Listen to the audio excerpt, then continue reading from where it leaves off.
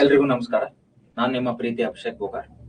ನಮ್ಮ ಸ್ಪರ್ಧಾ ಅರಿವು ಅಕಾಡೆಮಿಯಲ್ಲಿ ಏನು ಕ್ಲಾಸ್ ರೂಮ್ ಅಲ್ಲಿ ಟಾಪಿಕ್ ಗಳು ಆಗಿರ್ತವೆ ಅದರ ಬೇಸ್ ಮೇಲೆ ಕಂಡಕ್ಟ್ ಮಾಡೋ ಟೆಸ್ಟ್ ಸೀರೀಸ್ ಗಳಲ್ಲಿ ಕ್ವಶನ್ಸ್ ಗಳು ಏನು ಕೊಟ್ಟಿರ್ತೀವಿ ಆ ಟೆಸ್ಟ್ ಸೀರೀಸ್ ಗಳಲ್ಲಿರೋ ಕ್ವಶನ್ಸ್ ಗಳನ್ನ ಇವಾಗ ನಾವು ಏನ್ ಮಾಡ್ತಾ ಇದ್ವಿ, ಡಿಸ್ಕಷನ್ ಮಾಡ್ತಾ ಇದ್ವಿ.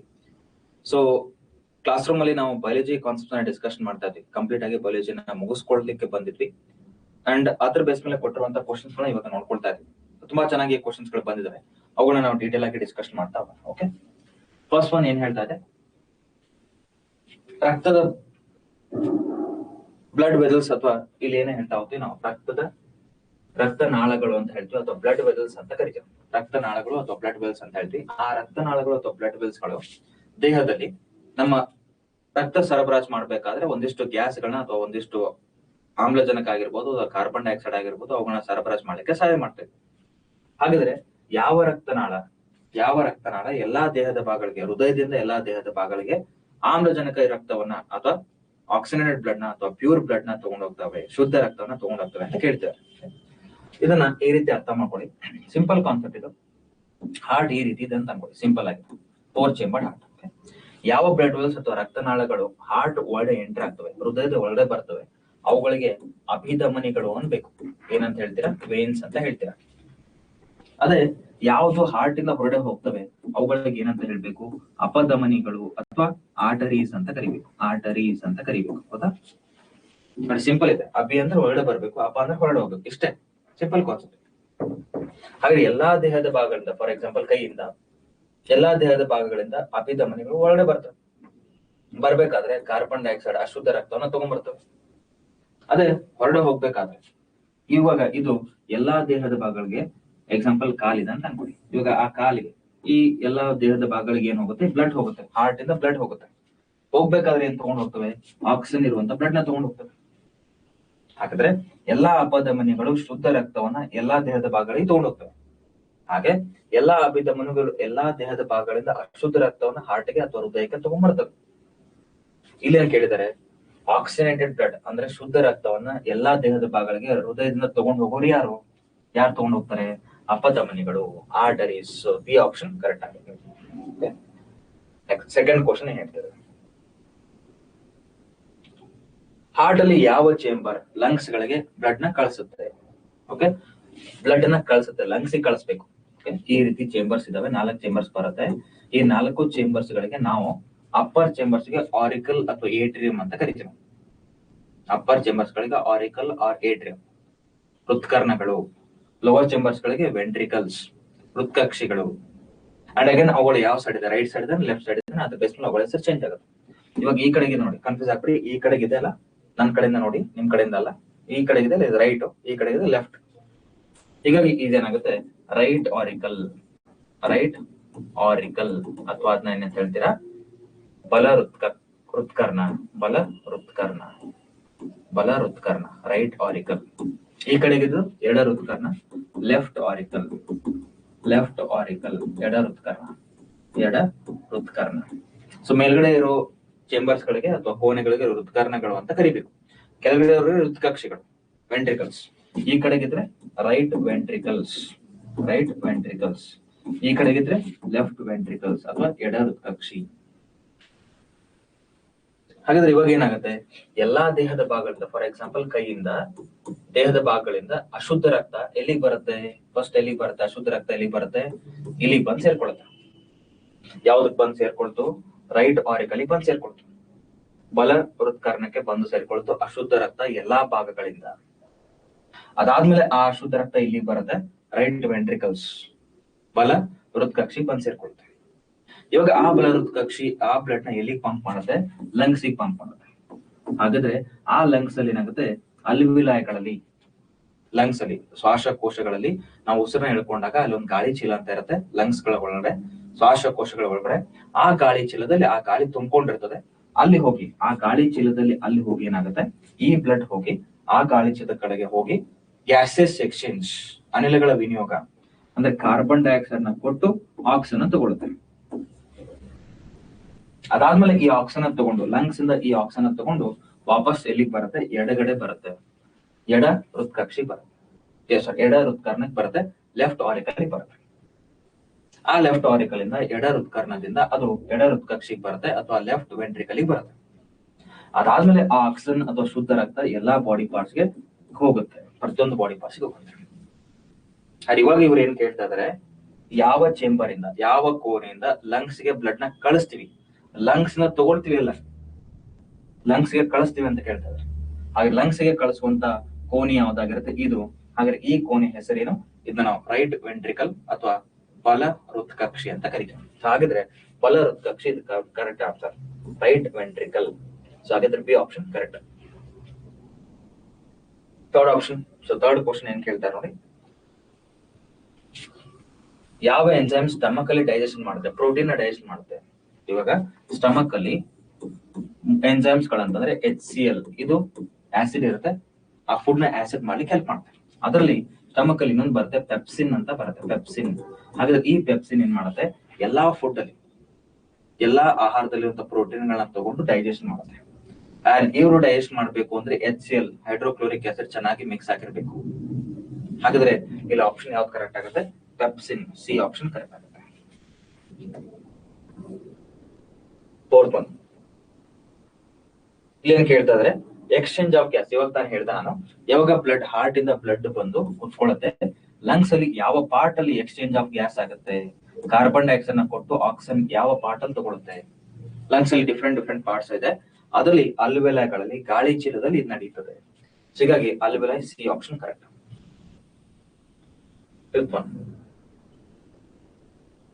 ನೋಡಿ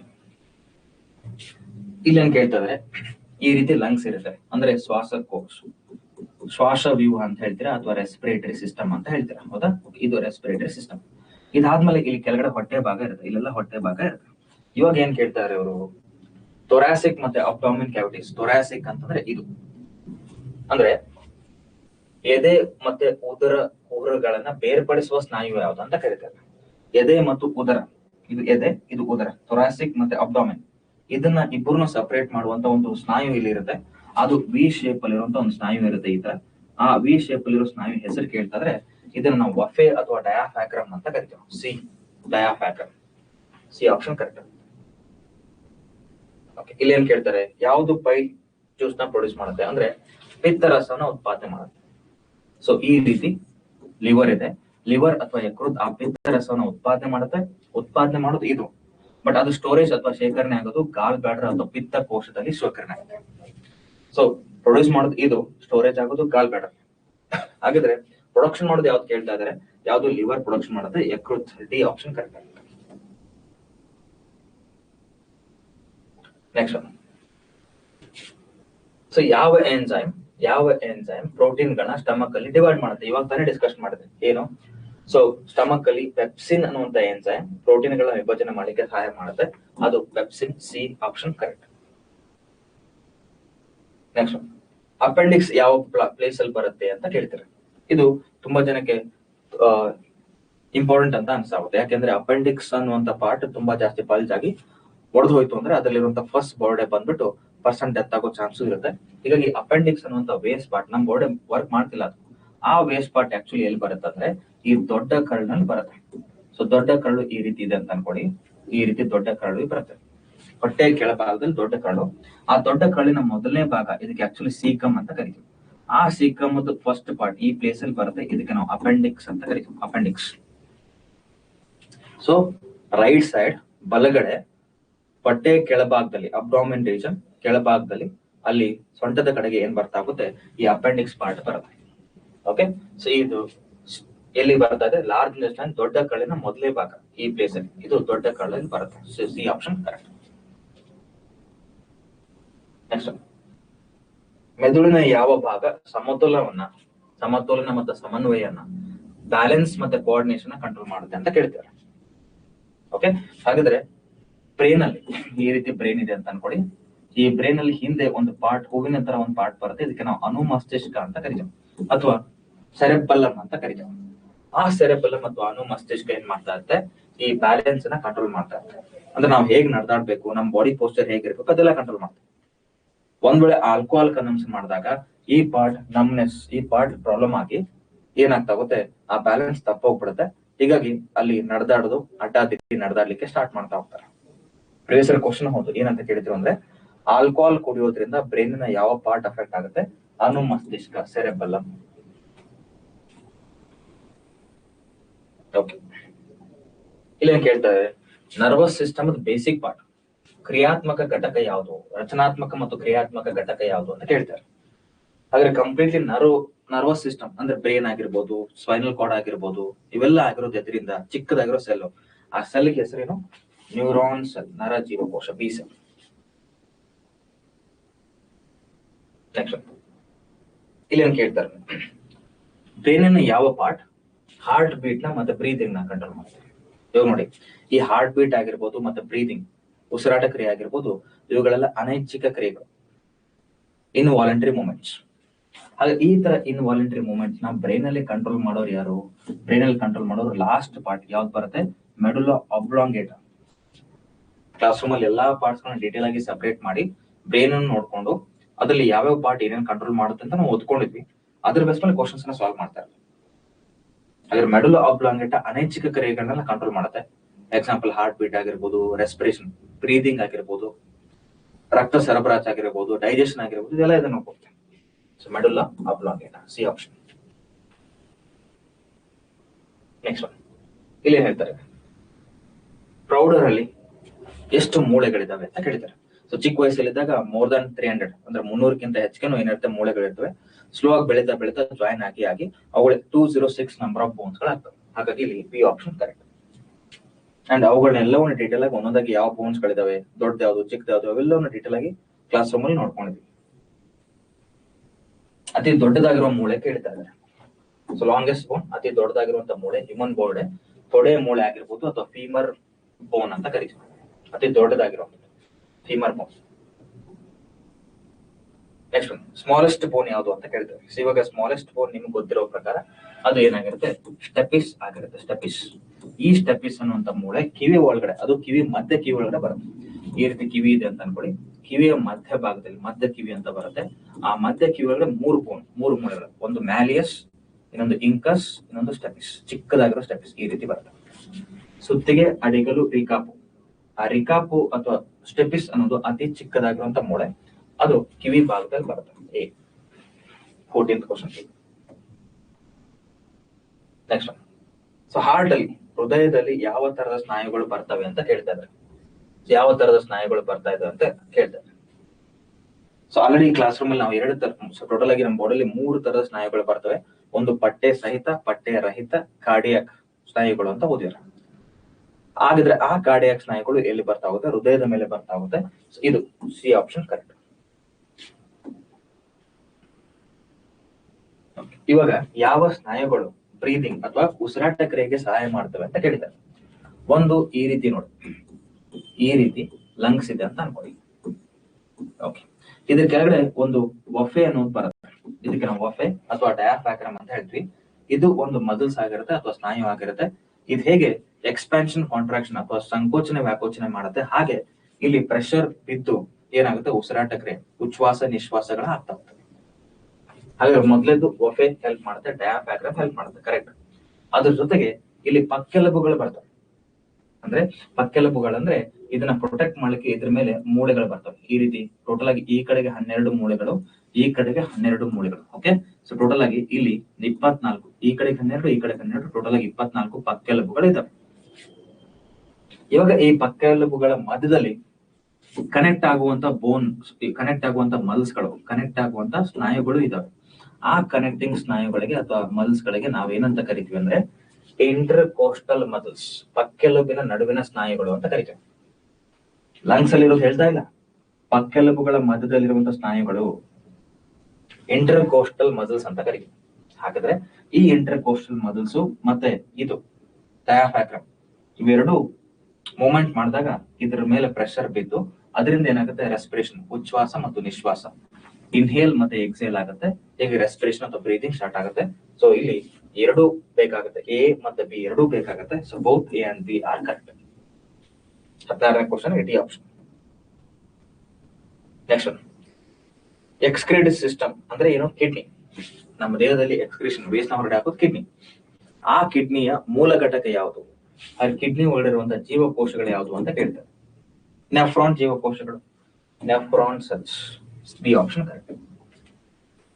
ನೆಕ್ಸ್ಟ್, ಕಿಡ್ನಿಯಿಂದ ಹೊರಗಡೆ ಬಂದಿರುವಂತ ವೇಸ್ಟ್, ಇವಾಗ ಬ್ಲಡ್ ಕಿಡ್ನಿ ಒಳಗಡೆ ಬಂದು ಆ ಕಿಡ್ನಿಯಲ್ಲಿ ಅದು ಪ್ಯೂರಿಫೈ ಆಗಿ ಇವಾಗ ಕಿಡ್ನಿಯಿಂದ ಹೊರಗಡೆ ಬಂದಿರೋ ವೇಸ್ಟ್ ಯೂರಿನ್ ಅಂತ ಕರಿತಿರುತ್ತೆ, ಮೂತ್ರ ಅಂತ ಹೇಳ್ತೀವಿ. ಆ ಯೂರಿನ್ ಅಥವಾ ಮೂತ್ರ ಸ್ವಲ್ಪ ಟೈಮ್ ವರ್ಗು ಒಂದು ಕಡೆಗೆ ಸ್ಟೋರ್ ಆಗಿ ಆಮೇಲೆ ಯುರೇತ್ರ ಅಥವಾ ಮೂತ್ರದ ಹೊರಗಡೆ ಬರುತ್ತೆ. ಹಾಗಾದ್ರೆ ಆ ಮೂತ್ರ ಎಲ್ಲಿ ಸ್ಟೋರ್ ಆಗುತ್ತೆ ಅಂತ ಕೇಳ್ತಾರೆ. ಇದ್ರ ಹೆಸರು ಕೇಳ್ತಾ ಇದ್ರೆ ಇದಕ್ಕೆ ನಾವು ಮೂತ್ರ ಚೀಲ ಅಂತ ಹೇಳ್ತೀವಿ ಅಥವಾ ಯೂರಿನರಿ ಬ್ಲಾಡರ್ ಅಂತ ಕರಿತೀವಿ. ಮೂತ್ರ ಚೀಲ, ಯೂರಿನರಿ ಬ್ಲಾಡರ್ ಅಥವಾ ಮೂತ್ರ ಕೋಶ ಅಂತ ಕರಿತೀವಿ. C option correct.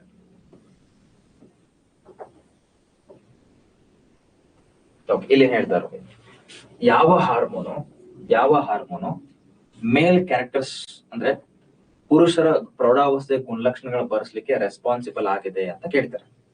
ಅಂದ್ರೆ ಪುರುಷರ ಗುಣಲಕ್ಷಣಗಳು ಬರಬೇಕು ಅಂತಂದ್ರೆ ಯಾವ ಹಾರ್ಮೋನ್ ಉತ್ಪಾದನೆ ಆಗ್ಬೇಕು ಅಂತ ಕೇಳ್ತಾರೆ. ಆ ಹಾರ್ಮೋನ್ ಯಾವ್ದಾಗಿರುತ್ತೆ? ಟೆಸ್ಟೋಸ್ಟಿರೋನ್ ಹಾರ್ಮೋನ್ ಆಗಿರುತ್ತೆ. ಅದೇ ಈಸ್ಟ್ರೋಜನ್ ಏನ್ ಮಾಡುತ್ತೆ? ಮಹಿಳೆಯರ ಗುಣಲಕ್ಷಣಗಳನ್ನ ಬರೆಸ್ತದೆ. ಇವಾಗ ಇಲ್ಲಿ ಕೇಳ್ತಾ ಇರೋದವರು ಪುರುಷರ ಗುಣಲಕ್ಷಣಗಳು, ಹೀಗಾಗಿ C option correct. Next, so fertilisation in humans ಅಂದ್ರೆ ಈ ಫಿಮೇಲ್ ಬೋರ್ಡ್ ಈ ತರ ಯುಟರಸ್ ಅಥವಾ ಗರ್ಭಕೋಶ ಅಂತ ಇರುತ್ತೆ. ಈ ರೀತಿ ಯುಟರಸ್ ಅಥವಾ ಗರ್ಭಕೋಶ ಅಂತ ಇರುತ್ತೆ. ಆ ಗರ್ಭಕೋಶದ ಎರಡೂ ಕಡೆಗೂ ಫ್ಯಾಲೋಪಿಯನ್ ಟ್ಯೂಬ್ ಅಥವಾ ಅಂಡನಾಳ ಅಂತ ಇರುತ್ತೆ. ಈ ಅಂಡನಾಳದ ಒಳಗಡೆ ಏನಿರುತ್ತೆ? ಎಗ್ ಇರುತ್ತೆ, ಅಂಡಾಣು ಇರುತ್ತೆ. ಇವಾಗ ಸ್ಪರ್ಮ್ ಬಾಡಿ ಬಂತು ಅಂದ್ರೆ ಇಲ್ಲಿಂದ ಇದು ಮೂವ್ಮೆಂಟ್ ಆಗಿ ಹೋಗಿ ಇಲ್ಲಿಗೆ ಹೋಗಿ ಇದು ಕಂಬೈನ್ ಆಗಿ ಫಲೀಕರಣ ಆಗುತ್ತೆ, ಫರ್ಟಿಲೈಸೇಷನ್ ಆಗುತ್ತೆ. ಇವಾಗ ಏನ್ ಕೇಳ್ತಾರೆ? ಫರ್ಟಿಲೈಸೇಷನ್, ಫಲೀಕರಣ ಯಾವ ಭಾಗದಲ್ಲಿ ಆಗುತ್ತೆ ಅಂತ ಕೇಳ್ತಾರೆ. ಈ ಟ್ಯೂಬ್ಗೆ ನಾವೇನಂತ ಹೇಳ್ತೀವಿ? ಫ್ಯಾಲೋಪಿಯನ್ ಟ್ಯೂಬ್ ಅಥವಾ ಅಂಡನಾಳ ಅಂತ ಹೇಳ್ತೀವಿ. ಆ ಪ್ಲೇಸ್ ಅಲ್ಲಿ ಇದು ಫರ್ಟಿಲೈಸೇಷನ್ ಆಗುತ್ತೆ. ಹೀಗಾಗಿ ಫ್ಯಾಲೋಪಿಯನ್ ಟ್ಯೂಬ್, ಅಂಡನಾಳದಲ್ಲಿ ಫರ್ಟಿಲೈಸೇಷನ್ ಆಗುತ್ತೆ. ಸೊ ಸಿ ಆಪ್ಷನ್ ಕರೆಕ್ಟ್ ಆಗುತ್ತೆ. ಇಲ್ಲಿ ಏನ್ ಹೇಳ್ತಾರೆ? ಯಾವ ಒಂದು ಸ್ಟ್ರಕ್ಚರ್, ಯಾವ ಒಂದು ರಚನೆ ಅಥವಾ ಯಾವ ಒಂದು ಸ್ಟ್ರಕ್ಚರ್ ಬೆಳೆಯುತ್ತಿರೋ ಮಗುಗೆ ಅಥವಾ ಭ್ರೂಣಕ್ಕೆ ಪೋಷಣೆಯನ್ನ ಕೊಡುತ್ತೆ ಅಂತ ಕೇಳ್ತಾರೆ, ನರಿಶ್ಮೆಂಟ್ ನ ಕೊಡುತ್ತೆ ಅಂತ ಕೇಳ್ತಾರೆ. ಹಾಗಾದ್ರೆ ಫಿಮೇಲ್ ಬೋರ್ಡ್ ಈ ರೀತಿ ಯುಟರಸ್ ಅಥವಾ ಗರ್ಭಕೋಶದೊಳಗಡೆ ಯಾವಾಗ ಆ ಮಗು ಬೆಳೀತಾ ಇರ್ತದೆ, ಈ ಗರ್ಭಕೋಶಕ್ಕೆ ಅಟ್ಯಾಚ್ ಆಗಿ, ಇದು ಮಗು ಗರ್ಭಕೋಶಕ್ಕೆ ಅಟ್ಯಾಚ್ ಆಗಿ ಒಂದು ಈ ತರ ಒಂದು ಬೆರಳು ರೀತಿ ಆಕಾರಗಳು ಒಳಗಡೆ ಬೆಳ್ಕೊಂಡಿರ್ತವೆ, ಅದರಿಂದ ಪೋಷಣೆ ತಗೊಳುತ್ತೆ. ಇದಕ್ಕೆ ನಾವು ಪ್ಲಾಸೆಂಟಾ ಅಂತ ಹೇಳ್ತೀವಿ ಅಥವಾ ಕರಳು ಬಳ್ಳಿ ಅಂತ ಕರಿತೀವಿ. ಕರಳು ಬಳ್ಳಿ, ಪ್ಲಾಸೆಂಟಾ. ಸೊ ಹಾಗಾದ್ರೆ ಜರಾಯು, ಪ್ಲಾಸೆಂಟಾ ಅನ್ನೋದು ಬಿ ಆಪ್ಷನ್ ಏನಿದೆ ಅದು ಕರೆಕ್ಟ್ ಆಗುತ್ತೆ. ಅದರಿಂದ ಅದು ನರಿಶ್ಮೆಂಟ್ ಅಥವಾ ಪೋಷಣೆನ ತಗೊಳ್ತಾರೆ. 21st B option. Next, down syndrome ಬಗ್ಗೆ ಕೇಳ್ತಾರೆ. ಅಂದ್ರೆ ಏನು? ಇವಾಗ ನಮ್ಮ ಬೋರ್ಡೆ ಒಂದು ಬಾಡಿ ಒಳಗಡೆ ಎಷ್ಟೋ ಸೆಲ್ಗಳಿದಾವೆ, ಅದರಲ್ಲಿ ಒಂದು ಸೆಲ್ ನ ತೆಗೆದ್ರೆ ಒಳಗಡೆ ನ್ಯೂಕ್ಲಿಯಸ್ ಒಳಗಡೆ ಕ್ರೋಮೋಸೋಮ್ಸ್ ಸಿಗ್ತವೆ. ಎಷ್ಟು ಕ್ರೋಮೋಸೋಮ್ಸ್? 23 ಪೇರ್ಸ್, 23 ಜೋಡಿ ವರ್ಣತಂತುಗಳು ಸಿಗ್ತವೆ. ಆ 23 ಪೇರ್ಸ್ ಆಫ್ ಕ್ರೋಮೋಸೋಮ್ಸ್ ಎಲ್ಲ ತೆಗೆದು ನೋಡಿದ್ರೆ, ಅರೇಂಜ್ಮೆಂಟ್ ಮಾಡಿದ್ರೆ ನಮಗೆ 1 to 22 last 23 pairs of chromosome ಸಿಗುತ್ತೆ. ಇವಾಗ 23ನೇ ಜೋಡಿ ಕ್ರೋಮೋಸೋಮ್ ನ ತೆಗೆದು ನೀವೇನಾದ್ರೂ ಚೆಕ್ ಮಾಡಿದ್ರೆ, ಅದು ಎಕ್ಸ್ ಇದನ್ನ ವೈ ಇದನ್ನ ಅದು ಚೆಕ್ ಮಾಡಿದ್ರೆ ನಮ್ಗೆ ಅದು ಮೇಲ್ ಆ ಫಿಮೇಲ್ ಗೊತ್ತಾಗುತ್ತೆ. 23ನೇ ಕ್ರೋಮೋಸೋಮ್ ನಮಗೆ ಅದು ಮೇಲ್ ಆ ಫಿಮೇಲ್ ಅಂತ ಹೇಳ್ತಿರೋದ್ರಿಂದ 23ನೇ ವರ್ಣತಂತುವನ್ನ ಮಾತ್ರ ನಾವು ಸೆಕ್ಸ್ ಕ್ರೋಮೋಸೋಮ್ ಅಥವಾ ಲಿಂಗಾನು ವರ್ಣತಂತು ಅಂತ ಹೇಳ್ತೀವಿ, ಅಥವಾ ಅಲ್ಲೋಸೋಮಲ್ ಕ್ರೋಮೋಸೋಮ್ ಅಂತಾನು ಕರಿತೀವಿ. ಆದ್ರೆ 1ರಿಂದ 22ರಲ್ಲಿ ನಮ್ಗೆ ಆತರ ಜೆಂಡರ್ ಬಗ್ಗೆ, ಮೇಲ್ ಆ ಫಿಮೇಲ್ ಅನ್ನೋ ಇನ್ಫಾರ್ಮೇಶನ್ ಗೊತ್ತಾಗಲ್ಲ, ಕಂಪ್ಲೀಟ್ ಬಾಡಿ ಬಗ್ಗೆ ಮಾತ್ರ ಗೊತ್ತಾಗುತ್ತೆ. ಹೀಗಾಗಿ ಇದನ್ನ ನಾವು ಆಟೋಸೋಮಲ್ ಕ್ರೋಮೋಸೋಮ್ಸ್ ಅಂತ ಕರಿತೀವಿ. ಆಟೋಸೋಮಲ್ ಕ್ರೋಮೋಸೋಮ್ಸ್ ಅಥವಾ ದೇಹಕಾಯ ವರ್ಣತಂತುಗಳು ಅಂತ ಕರಿತೀವಿ. ದೇಹಕಾಯ ವರ್ಣತಂತು. ಇವಾಗ ನಮ್ಗೆ ಆ ಬೇಬಿ ಮೇಲ್ ಫಿಮೇಲ್ ಅಂತ ಗೊತ್ತಾಗ್ಬೇಕು ಅಂದ್ರೆ 23ನೇ ಪೇರ್ನ ತೆಗೆದು ನೋಡಿ. ಒಂದ್ ವೇಳೆ ಅದೇನಾದ್ರು ಎಕ್ಸ್ ಇತ್ತು ಅಂದ್ರೆ ಫಿಮೇಲ್, XY ಇತ್ತು ಅಂದ್ರೆ ಮೇಲ್, ಅಷ್ಟೇ ಸಿಂಪಲ್. XX ಇತ್ತು ಅಂದ್ರೆ ಹೆಣ್ಣು, XY ಇತ್ತು ಅಂದ್ರೆ ಗಂಡು. ಅಂದ್ರೆ Y ಕ್ರೋಮೋಸೋಮ್ ಇತ್ತು ಅಂದ್ರೆ Y ಶೇಪ್ ಅಲ್ಲಿ ಕ್ರೋಮೋಸೋಮ್ ಇತ್ತು ಅಂದ್ರೆ ಗಂಡು, Y ಶೇಪ್ ಅಲ್ಲಿ ಕ್ರೋಮೋಸೋಮ್ ಏನಾದ್ರು ಇಲ್ಲ ಅಂದ್ರೆ ಹೆಣ್ಣು, ಅಷ್ಟೇ. ಈ ರೀತಿ ಅಲ್ಲಿ ನಾವು ಐಡೆಂಟಿಫೈ ಮಾಡ್ತಾ ಬರ್ತೀವಿ. ಒಂದ್ ವೇಳೆ ಈ ಕ್ರೋಮೋಸೋಮ್ ಅಲ್ಲಿ ಏನಾದ್ರು ಏರ್ ಪೇರ್ ಆಯ್ತು ಅಂದ್ರೆ ಎಕ್ಸ್ಟ್ರಾ ಕ್ರೋಮೋಸೋಮ್ ಬರ್ಬಹುದು, ಅಥವಾ ಇರುವಂತ ಒಂದು ಕ್ರೋಮೋಸೋಮ್ ಬಿಟ್ಟು ಹೋಗ್ಬೋದು. ಇರೋ ಕ್ರೋಮೋಸೋಮ್ ಒಂದ್ ಬಿಟ್ಟು ಹೋಗ್ಬೋದು, ಎಕ್ಸ್ಟ್ರಾ ಬರ್ಬೋದು, ಇರೋದ್ ಬಿಟ್ಟು ಹೋಗ್ಬೋದು. ಈ ತರ ಹೆಚ್ಚು ಕಡಿಮೆ ಆಯ್ತು ಅಂದ್ರೆ ಅವಾಗ ರೋಗಗಳು ಬರ್ತವೆ. ಅವುಗಳಿಗೆ ನಾವು ವರ್ಣತಂತುಗಳ ನ್ಯೂನತೆ, ಕ್ರೋಮೋಸೋಮಲ್ ಡಿಸಾರ್ಡರ್ಸ್ ಅಂತ ಕರಿತೀವಿ. ಆ ತರ ರೋಗಗಳು ಬರ್ತವೆ. ಅದು ಎಷ್ಟನೇ ಕ್ರೋಮೋಸೋಮ್ ಪ್ರಾಬ್ಲಮ್ ಅಲ್ಲಾದ್ರೂ ಬರಬಹುದು. ಓಕೆ, ಹಾಗಾಗಿ ಇವಾಗ ಇವ್ರೇನ್ ಕೇಳ್ತಾರೆ, ಡೌನ್ ಸಿಂಡ್ರೋಮ್ ಎಷ್ಟನೇ ಕ್ರೋಮೋಸೋಮ್ ಪ್ರಾಬ್ಲಮ್ ಅಲ್ಲಿ ಬರ್ತಾ ಇದೆ ಅಂತ ಕೇಳ್ತಾರೆ. ಅದ್ ಎಷ್ಟನೇ ಕ್ರೋಮೋಸೋಮ್ ಪ್ರಾಬ್ಲಮ್ ಇರೋದ್ರಿಂದ ಬರುತ್ತೆ, 21ನೇ ಪೇರಿಂದ ಬರುತ್ತೆ, 21ನೇ ವರ್ಣತಂತುವಿನಿಂದ ಬರುತ್ತೆ, 21 ಪೇರಿಂದ ಬರುತ್ತೆ. ಆ 21st ಪೇರ್ ಆಫ್ ಕ್ರೋಮೋಸೋಮ್ ಅಲ್ಲಿ ಏನಾಗುತ್ತೆ, 21ನೇ ಈ ರೀತಿ ಎಕ್ಸ್ಟ್ರಾ ಬಂದ್ಬಿಡುತ್ತೆ. ಈಗ ಇದಕ್ಕೆ ಇನ್ನೊಂದು ಹೆಸರು ಇದೆ, 21ನೇ ತ್ರಿವಳಿ ಅಂತಾನು ಕರಿತೀವಿ, 21st ಟ್ರೈಸೋಮಿ ಅಂತಾನು ಕರಿತೀವಿ. ಈ ಡೌನ್ ಸಿಂಡ್ರೋಮ್ ಇರೋ ಇನ್ನೊಂದು ಹೆಸರು 21st ಟ್ರೈಸೋಮಿ, 21ನೇ ತ್ರಿವಳಿ. So B option correct. Next, ಹಾಗೆ ಟರ್ನರ್ ಸಿಂಡ್ರೋಮ್ ಯಾರಿಗೆ ಆಗುತ್ತೆ ಅಂತ ಕೇಳ್ತೀವಿ. ಟರ್ನರ್ಸ್ ರೋಗ ಹೇಗಾಗುತ್ತೆ ಅಂದ್ರೆ, ಇವಾಗ ಫಿಮೇಲ್ ಅಲ್ಲಿ 23ನೇ ಪೇರ್ ಆಫ್ ಕ್ರೋಮೋಸೋಮ್ ಏನಿರ್ಬೇಕು, ಎಕ್ಸ್ ಇರ್ಬೇಕು, ಹೌದಾ? ಇವಾಗ ನಾರ್ಮಲ್ ಫಿಮೇಲ್ ಅಲ್ಲಿ ಏನಾಗ್ಬಿಡುತ್ತೆ, ಒಂದು ಎಕ್ಸ್ ಕ್ರೋಮೋಸೋಮ್ ಬಿಟ್ಟು ಹೋಗ್ಬಿಡುತ್ತೆ, ಒಂದು ಎಕ್ಸ್ ಕ್ರೋಮೋಸೋಮ್ ಉಳಿದೇ ಇಲ್ಲ, ಒಂದು ಬಿಟ್ಟು ಹೋಗ್ಬಿಡುತ್ತೆ. ನಾ ಅವಾಗಲೇ ಹೇಳಿದ ನಮಗೆ ಒಂದು ಎಕ್ಸ್ಟ್ರಾ ಕ್ರೋಮೋಸೋಮ್ ಬಂದ್ರು ಪ್ರಾಬ್ಲಮ್, ಇರೋದು ಬಿಟ್ಟು ಹೋದ್ರು ಪ್ರಾಬ್ಲಮ್. ಹಾಗಾಗಿ ಟರ್ನರ್ ಸಿಂಡ್ರೋಮ್ ಬರ್ಬೇಕಾದ್ರೆ ಫಿಮೇಲ್ ಅಲ್ಲಿ, ಹೆಂಗಸರಲ್ಲಿ ಒಂದು ಎಕ್ಸ್ ಕ್ರೋಮೋಸೋಮ್ ಅದನ್ನ ಬಿಟ್ಟು ಹೋಗ್ಬಿಟ್ಟಿರ್ತದೆ, ಅವಾಗ X0 ಆಗುತ್ತೆ, ಅದು ಟರ್ನರ್ ಸಿಂಡ್ರೋಮ್. ಸೊ ಇವಾಗ ಟರ್ನರ್ ಸಿಂಡ್ರೋಮ್ X0 ಅನ್ನುವಂಥದ್ದು ಇರುತ್ತೆ, ಅದು ಟರ್ನರ್ಸ್ ರೋಗ ಆಗುತ್ತೆ ಫಿಮೇಲ್. ನೆಕ್ಸ್ಟ್ ಒಂದು ಕ್ಲೀನ್ ಫೆಲ್ಡರ್ ಸಿಂಡ್ರೋಮ್. ಅಂದ್ರೆ ಕ್ಲೀನ್ ಫೆಲ್ಡರ್ ರೋಗ ಯಾವಾಗ ಬರುತ್ತೆ, ಮೇಲ್ ಅಲ್ಲಿ, ಪುರುಷರಲ್ಲಿ 23ನೇ ಕ್ರೋಮೋಸೋಮ್ ಹೆಂಗಿರ್ಬೇಕು, XY ಇರ್ಬೇಕು, ಇದು ನಾರ್ಮಲ್. ಬಟ್ ಕ್ಲೀನ್ ಫೆಲ್ಡರ್ ಸಿಂಡ್ರೋಮ್ ಬರ್ತಾ ಇದೆ ಅಂದ್ರೆ ಅವಾಗ ಏನಾಗುತ್ತೆ, ಒಂದು ಎಕ್ಸ್ಟ್ರಾ ಎಕ್ಸ್ ಕ್ರೋಮೋಸೋಮ್ ಬಂದ್ಬಿಡುತ್ತೆ, ಒಂದು ಎಕ್ಸ್ಟ್ರಾ ಎಕ್ಸ್, ಅವಾಗ ಏನಾಯ್ತು, XY ಆಗ್ಬಿಡುತ್ತೆ. ಅಂದ್ರೆ ಇಂಡೈರೆಕ್ಟ್ ಮೀನಿಂಗ್ ಏನು, ಈ ಕಡೆ XY ಅಂದ್ರೆ ಮೇಲ್, XX ಅಂದ್ರೆ ಫಿಮೇಲ್. ಅಂದ್ರೆ ಈ ಕಡೆಗೆ ಹೆಂಗಸರ ಗುಣಲಕ್ಷಣಗಳು ಇದಾವೆ, ಗಂಡಸರ ಗುಣಲಕ್ಷಣಗಳು ಇದಾವೆ. ಹೀಗಾಗಿ ಇವರು ನಾವು ತೃತೀಯ ಲಿಂಗಿಗಳು ಅಂತ ಕರಿತೀವಿ, ಅಥವಾ ಟ್ರಾನ್ಸ್ ಜೆಂಡರ್ ಅಂತ ಕರಿತೀವಿ. ಸೊ ಇಲ್ಲಿ XY ಆಗುತ್ತೆ, ಈ ಆಪ್ಷನ್ ಕರೆಕ್ಟ್, ಕ್ಲೀನ್ ಫೆಲ್ಡರ್ಸ್ ರೋಗ.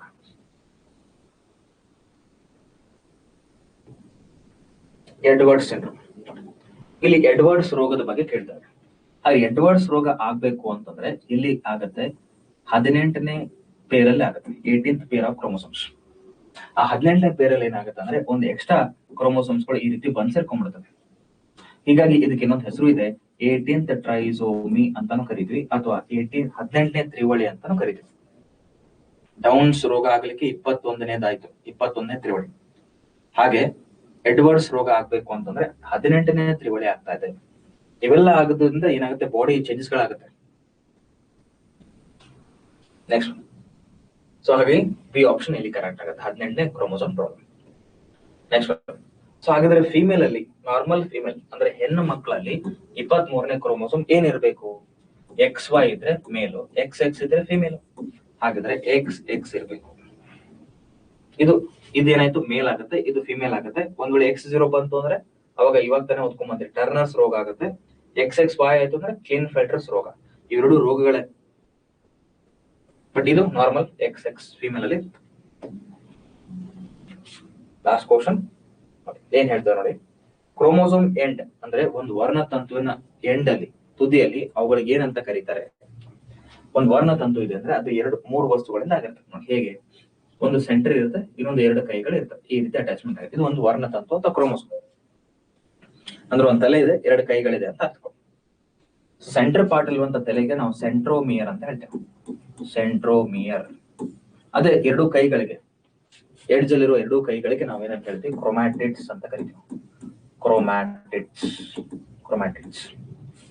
2 ಕೈಗಳೇ ಕ್ರೋಮ್ಯಾಟಿಡ್ಸ್. ಓಕೆ, ಸೊ ಈ ರೀತಿ 2 ಕ್ರೋಮ್ಯಾಟಿಡ್ಸ್ ಗಳು, ಒಂದು ಸೆಂಟ್ರೋಮಿಯರ್ ಇದೆ. ಹಾಗಾದ್ರೆ ಇವಾಗ ಅವ್ರೇನ್ ಕೇಳ್ತಾರೆ, ಒಂದು ಕ್ರೋಮೋಸೋಮ್ ಎಂಡ್ ಅಲ್ಲಿ ಇರೋದು ಯಾವ್ದು, ಎಂಡ್ ಅಲ್ಲಿ ಇರೋದು ಯಾವ್ದು, ಕ್ರೋಮ್ಯಾಟಿಡ್ಸ್.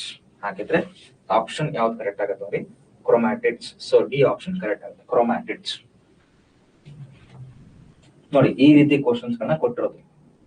ಸೊ ತುಂಬಾ ಚೆನ್ನಾಗಿ ಇದುವರೆಗೂ ನಾವೇನ್ ಮಾಡಿದ್ವಿ ಅಂದ್ರೆ, ಕ್ಲಾಸ್ ರೂಮ್ ಅಲ್ಲಿ ಸೈನ್ಸ್ ಸಬ್ಜೆಕ್ಟ್ ನ ಕಂಪ್ಲೀಟ್ ಆಗಿ ಫಿಸಿಕ್ಸ್, ಕೆಮಿಸ್ಟ್ರಿ, ಬಯಾಲಜಿ ಎಲ್ಲವನ್ನೂ ಡೀಟೇಲ್ ಆಗಿ ಪ್ರತಿಯೊಂದು ಪಾಯಿಂಟ್ಸ್ ವಿತ್ ಅಪ್ಲಿಕೇಶನ್ಸ್ ಎಲ್ಲವನ್ನೂ ಡೀಟೇಲ್ ಆಗಿ ಕಂಪ್ಲೀಟ್ ಮುಗಿಸ್ಕೊಂಡಿದ್ವಿ. ತುಂಬಾ ಈಸಿ. ಎಷ್ಟು ಡಿಫಿಕಲ್ಟ್ ಅಂತ ಅನ್ಸುತ್ತೆ ಸೈನ್ಸ್ ಸಬ್ಜೆಕ್ಟ್ ನ, ಅದನ್ನ ತುಂಬಾ ತುಂಬಾ ತುಂಬಾ ಈಸಿಯಾಗಿ ನಾವು ಅರ್ಥ ಮಾಡ್ಕೊಂಡು ಕ್ಲಾಸ್ ರೂಮ್ ಅಲ್ಲಿ ತುಂಬಾ ಚೆನ್ನಾಗಿ ಸಕ್ಸಸ್ಫುಲ್ ಆಗಿ ಅದು ಮುಗಿದು ಹೋಯ್ತು. ಅಂಡ್ ಅದರ ಬೇಸ್ ಮೇಲೆ ಈ ಎಲ್ಲಾ ಟೆಸ್ಟ್ ಸೀರೀಸ್ ಗಳನ್ನ ಕಂಪ್ಲೀಟ್ ಆಗಿ ನಿಮ್ಗೆ ಅರ್ಥ ಆಗ್ಲಿ, ಈಸಿ ಆಗ್ಲಿ ಅಂತ ಸ್ವಲ್ಪ ಈಸಿ ಕ್ವಶನ್ಸ್ ಗಳನ್ನ ಕೊಟ್ಟು, ಅದ್ರ ಜೊತೆಗೆ ಡಿಫಿಕಲ್ಟ್ ಕ್ವಶನ್ ಗಳನ್ನ ಕೊಟ್ಟು ನೀವು ಯೋಚನೆ ಮಾಡುವಂತ ಕೆಪಾಸಿಟಿ ನಿಮ್ಮಲ್ಲಿ ಬರೋಬೇಕು ಅಂತ ಈ ತರ ಕ್ವಶನ್ಸ್ ಗಳನ್ನ ಡಿಸ್ಕಷನ್ ಮಾಡ್ತೀವಿ. ಟೆಸ್ಟ್ ಸೀರೀಸ್ ಆಯ್ತು, ಡಿಸ್ಕಷನ್ ಆಯ್ತು. ಹಾಗಾದ್ರೆ ಇಲ್ಲಿವರೆಗೂ ಈ ಫೋಕಸ್ 40 ಅನ್ನುವಂತ ಬ್ಯಾಚ್ ಅಲ್ಲಿ ಏನು ಸೈನ್ಸ್ ಸಬ್ಜೆಕ್ಟ್ ಏನಿತ್ತಲ್ಲ ಅದ ನಾವು ಇವಾಗ ಕಂಪ್ಲೀಟ್ ಮಾಡ್ಕೊಂಡ್ವಿ. ಇದೇ ರೀತಿ ಬೇರೆ ಬೇರೆ ಸಬ್ಜೆಕ್ಟ್ಸ್ ಗಳು ನಡೀತಾ ಇರ್ತವೆ. ಹಾಗಾಗಿ ಆ ಫೋಕಸ್ 40ಗೆ ಇನ್ ಕೇಸ್ ಏನಾದ್ರು ನೀವು ಜಾಯಿನ್ ಆಗ್ಬೇಕು ಅಂತ ಏನಾದ್ರು ಇದ್ರೆ ಮುಂದೆ KS ಮತ್ತೆ ಗ್ರೂಪ್ ಸಿ FDI ಈ ತರ ಹುದ್ದೆಗಳಿಗೆ ನೀವು ಸೆಲೆಕ್ಟ್ ಆಗ್ಬೇಕು, ಅದರಿಂದ ಈ ಫೋಕಸ್ 40 ಇರುವಂತ ಬ್ಯಾಚ್ ನಮ್ಗೆ ಯೂಸ್ ಸಿಗುತ್ತೆ ಅಂತ ನಿಮ್ಗೆ ಏನಾದ್ರು ಅನ್ಸಿದ್ರೆ ಈ ಕೆಳಗಡೆ ಬರ್ತಾ ಇರುವಂತ ನಂಬರ್ ಗಳ ಮೇಲೆ ಕಾಲ್ ಮಾಡಿ ಕೇಳ್ಕೊಳ್ಳಿ. ಅವ್ರು ನಿಮ್ಗೆ ಗೈಡ್ ಮಾಡ್ತಾ ಹೋಗ್ತಾರೆ, ನೀವು ಅಡ್ಮಿಷನ್ಸ್ ತಗೊಳ್ತಾ ಹೋಗ್ಬೋದು.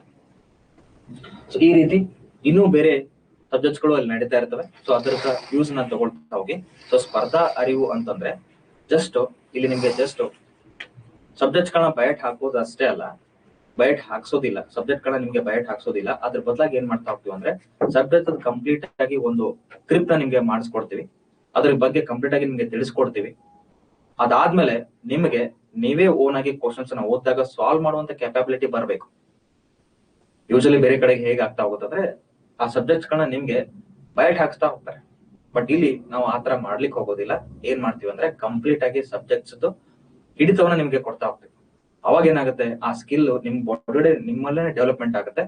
ಹೇಗೆ ನೀವು ಕ್ವಶನ್ಸ್ ಅನ್ನ ಸಾಲ್ವ್ ಮಾಡ್ಬೋದು, ಇದನ್ನ ಈ ಬೇರೆ ಬೇರೆ ಹೆಂಗ್ ಯೋಚನೆ ಮಾಡ್ಬೋದು ಅನ್ನೋದು ನಿಮ್ಗೆ ಆ ಸ್ಕಿಲ್ ಡೆವಲಪ್ಮೆಂಟ್ ಆಗ್ತಾ ಹೋಗುತ್ತೆ. ಹೀಗಾಗಿ ಯಾವುದೇ ಕ್ವಶನ್ಸ್ ಗಳನ್ನ ಕೊಟ್ಟರು ಈಸಿಯಾಗಿ ನೀವು ಸಾಲ್ವ್ ಮಾಡ್ತಾ ಹೋಗ್ತೀರಾ.